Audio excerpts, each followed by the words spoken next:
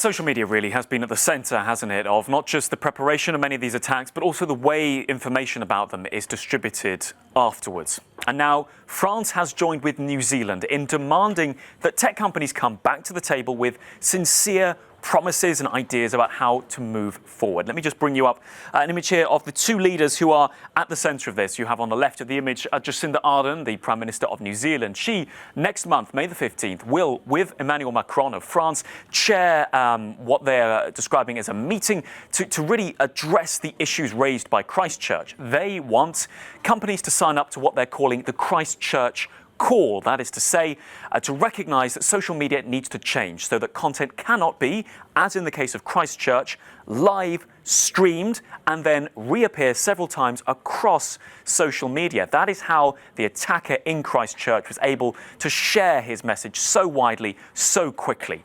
Well, this is all taking place as part of a wider summit that's going on in Paris, and this is what Jacinda Ardern had to say to the press earlier about her role within all this.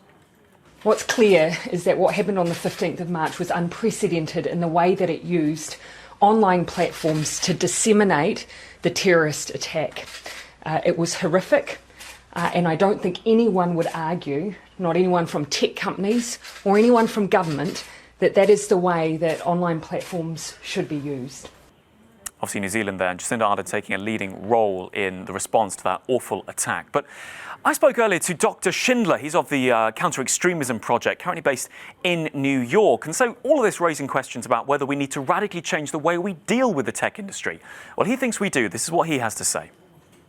It is now time to simply look at the tech industry in the same way we look at the banking industry. And if we don't find it acceptable that terrorists have bank accounts, there is really no clear argument why we should find it acceptable that a terrorist should use a Skype account or a WhatsApp account or a Facebook account to propagate, organize, finance, transfer capabilities, or distribute something as harmful as bomb-making instruction video. And the two statements that we have had from big tech companies, Twitter and Google, both saying they are open to discussing changes. We've previously heard from Mark Zuckerberg saying he and Facebook are open to regulation. So, Jeanette, we'll see what comes out of the meeting, but it's worth saying this is not the first time tech companies have sat down with regulators demanding change on the issue of tackling extremism.